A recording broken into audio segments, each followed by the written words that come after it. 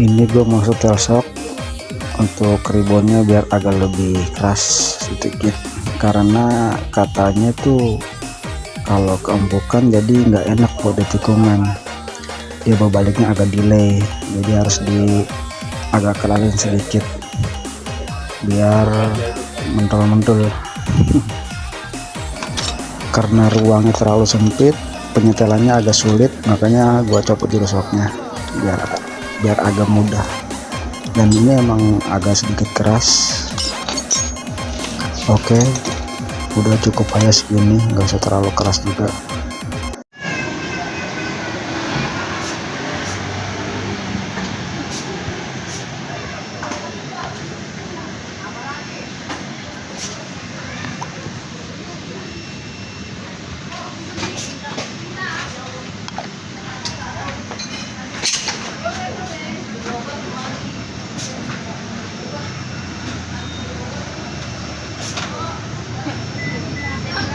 Apa?